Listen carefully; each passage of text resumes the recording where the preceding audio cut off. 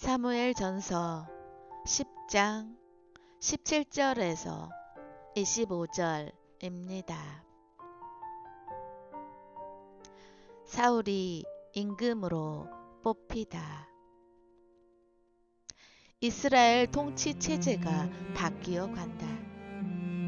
아브라함, 모세, 여호수아의 성조 시대를 거쳐서 열두 판관 시대까지는 하느님께 선택받은 사람에 의해서 이스라엘 민족이 인도되고 통치되었다. 이때까지 이스라엘 민족의 실제 통치자는 하느님 자신이었고, 이들은 하느님께 임무를 받아 수행한 봉사자요 청직이라 해야 정확할 것이다. 그런데 이제 이스라엘의 왕권 제도가 출발하면서 그 왕들은 실제적 의미에서의 이스라엘 민족의 통치자요 지도자로서 활약하게 된다. 사무엘이 이스라엘 백성을 모아놓고 하느님께 받은 영감의 메시지를 전한다. 주 이스라엘의 하느님께서 이렇게 말씀하셨소. 나는 이스라엘을 에집트에서 데리고 올라왔다.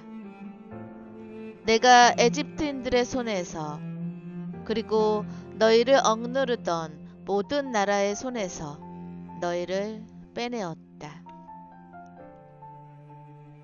그런데도 오늘 여러분은 온갖 재앙과 재난에서 여러분을 구해주신 하느님을 배척하면서 안 되겠습니다, 우리에게 임금을 세워주십시오 하고 청하였소. 그러니 이제 지파와 시족별로 주님 앞에 나와 서시오. 그 후 사무엘이 모든 지파를 가까이 부르자 베냐민 지파가 뽑혔고, 시족 중에서 마트리 시족이 뽑혔고, 이어 키스의 아들 사울이 뽑혔다. 사람들이 짐짝 사이에 숨어있던 사울을 데리고 오자 사무엘이 백성들에게 주님께서 뽑으신 이를 보았소? 온 백성 가운데 이만한 인물이 없소 하고 말하자 온 백성은 임금님 만세를 외쳤다. 이스라엘 백성은 이집트 탈출 BC 1250년경부터 왕권시대 시작 전 BC 1030년까지 오랜 기간 동안 하느님이 베푼 기적과 돌봄을 통해 하느님의 권능과 종교적 현존의 힘을 체험하였다. 그런데 가나안 땅을 정복 후 12지파별로 땅을 분배하여 지방 분권제가 정착되었는데, 지금 이스라엘인들은 인간적인 정신에 따라 세속적 왕을 세워줄 것을 요구하고 있는 것이다. 이스라엘 원로들은 사무엘을 찾아가 청한다. 어르신께서는 이미 나이가 많으시고 이제 다른 민족들처럼 우리를 통치할 왕을 세워주십시오. 사무엘은 이 말을 듣고 마음이 아팠다. 에집트 탈출 후 삼중 구조의 힘으로 살아온 이스라엘인들이 과거같이, 또한 다른 민족들같이 이중 구조로 돌아가려고 하고 있기 때문이다. 삼중 구조란 인간 정신이 가이드하는, 즉 이중 구조 형태의 삶이 아니라 인간 영의 움직임으로 하느님의 지혜를 받아들여 하느님이 가이드하는 삶의 형태이다. 삼중구조의 훌륭한 상태인 사무엘은 주님의 뜻을 묻고자 주님께 갈망의 기도를 바친다. 그리고는 영감의 응답을 받는다. 백성이 너에게 하는 말을 다 들어주어라. 그들은 사실 너를 배척한 것이 아니라 나를 배척하여 더 이상 나를 자기네 임금으로 삼지 않으려는 것이다. 그들은 내가 에집트에서 데리고 온 날부터 오늘에 이르기까지 나를 저버리고 다른 신들을 섬기는 짓을 저질러 왔는데 그 모든 짓을 너한테도 그대로 하고 있는 것이다. 그러니 이제 그들의 말을 들어주어라. 그러나 엄히 경고하여 그들을 다스릴 임금의 권한이 어떠한 것인지 그들에게 알려주어라. 삼중구조의 영의 힘을 깨닫고 체험한 사람은 안다. 한 가정의 임금은 하느님이시고 학교의 임금도 하느님이시고 국회의 임금도 하느님이시다. 물론 인간 각자의 임금도 자신이 아닌 창조주 하느님이시다. 그러니 부모도 교사도 국가 지도자들도 모두 하느님께서 뽑아주신 봉사자요 청지기일 뿐이다.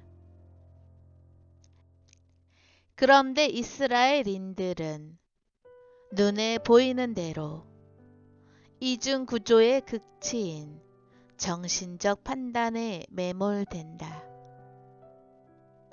사무엘은 이제 나이가 많아 보이고 주변을 보니 모두 중앙 집권 체제의 왕들이 통치하고 있으니 그들처럼 당장 안전했으면 좋겠다는 것이다.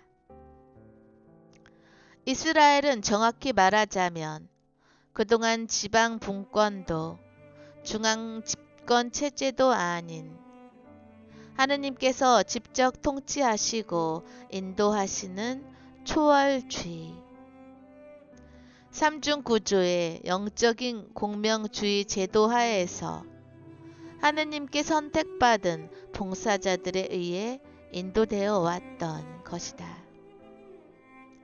그런데 이제 삼중구조가 아닌 이중구조 안에서 정신주의, 즉 하느님을 배제시킨 인간 중심주의, 소수 지배자의 특권층에 의해 통치되는 중앙 집권 체제를 시작하려는 것이다. 지금 인간이 만든 어떤 이념 과제도 체제를 부정하거나 비판하려는 것이 아니다. 중요한 것은 하느님을 중심에 두고 하느님의 초월적인 뜻을 깨닫고 실천하려는 참 인간적인 자세와 공동체의 제도, 조직이 필요하다는 것이다. 이것을 깨닫지 못하고 인간적인 부귀영화와 자유만을 요구한다면 사무엘이 경고하는 영감의 메시지를 경험하게 될 것이다. 사무엘은 경고한다. 이것이 여러분을 다스릴 임금의 권한이요. 그는 여러분의 아들들을 데려다가 무기와 장비를 만들게 할 것이요. 또한 여러분의 딸들을 데려다가 향 제조사와 요리사와 밭을 빼앗아 11조를 거두어 여러분마저 그의 종이 될 것이요. 그제야 여러분은 스스로 뽑은 임금 때문에 울부짖겠지만 그때 주님께서는 응답하지 않으실 것이요. 이런 경고에도 불구하고 이미 이중 구조의 정신으로 강화된 백성은 잘못된 주장을 굽힐 줄 모른다. 상관없습니다. 우리에게는 임금이 꼭 있어야겠습니다. 그래야 우리도 모든 다른 민족들처럼 임금이 우리를 통치하고 우리 앞에 나서서 전쟁을 이길 수 있게 될 것입니다. 불행하고 안 되었다. 바른 것을 듣지 못하고 바른 것을 볼 줄 모르니 불행의 늪으로 자처해서 빠져 들어가고 있는 것이다. 진실로 국가의 세밀한 조직과 제도는 통치나 지배가 아닌 국민을 위한 봉사와 헌신적인 희생을 위한 것이어야 한다. 인간은 오직 하느님에게만 의탁하고 하느님에게만 통치받을 수 있어야 한다. 인간끼리는 아무리 권력이 높고 배운 것이 많다 해도 조금도 차별 없이 상호 형성이요, 상호 봉사와 상호 협력 관계여야 한다. 민심이 천심인 것을 다시 한번 음미하고 깨달아야 한다. 그리고 사회적, 국제적 차원에서도 언제나 사회 정의는 나부터, 내 나라부터 실천해야 하며 그 후 사회적 자비, 사회적 평화를 실천해야 한다. 전쟁은 절대 있어서는 안 되는 반형성적 힘의 사회적 표출이며 전쟁은 자아 발량된 인간의 오만한 힘이 표출된 생명 파괴적 형태임을 인식해야 한다.